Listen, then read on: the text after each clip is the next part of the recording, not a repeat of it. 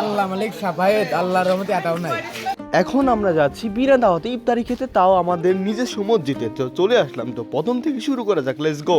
হয়ে গিয়েছে, আমাকে দাওয়াত দেয়নি, তবু আমি যাচ্ছি, দেখি ইফতারি কি দেয় না কই হঠাৎ করে চলে যাচ্ছি। তো সামনে আরেকজন আছে মিস্টার মেহেদি, তাকে আমি ডেকে নিয়ে যাবো, সেও যাবে আজকে ইফতারি করার জন্য। সবাই গ্রামে সবাই এখন ইফতারি করার জন্য বের হচ্ছে ওনার ছেলেদের কোলে নিয়ে। আমরা আজ 3 দিন যাবত প্রত্যেকটা মসজিদে ঘুরে বেড়াচ্ছি, আজ পর্যন্ত 3টা মসজিদে গেছি, একদিনও বিরিয়ানি পাই নাই। তা আজকে দেখার বিষয় যে আজকে এই মসজিদে বিরিয়ানি দিছে নাকি। এটাই সেই প্রাণপ্রিয় মসজিদ যেখানে আমাদের আজকে কোনো দাওয়াত দেয়নি, তবু চলে আসছি। আসলে রোজাদের তো দাওয়াত ছাড়াই আমরা চলে আসি।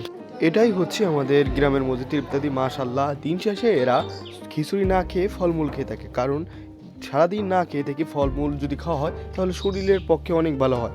আর মানুষজন কম মনে করে না, বিকজ বাচ্চা পোলা মানুষ বাইরে বসানো হয়েছে। মোট আমরা প্রতিদিন 100 জন করে হয়।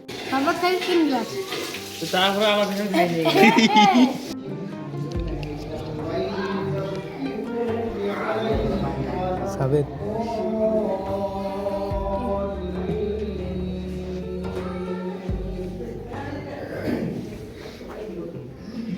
ইফতারি শেষ তো, তাই বন্ধু বান্ধব আমার দোকানে আসক্ত। ওরা সিগারেট মেদি করার আসো।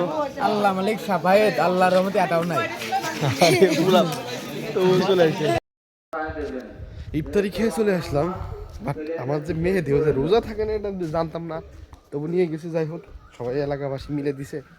রোজা আর বেরোজা দুজনে খাইলে দুজনকে খাওয়া হবে। তো নতুন হলে অবশ্যই সাবস্ক্রাইব করবেন। চলে আসলাম বাসায়।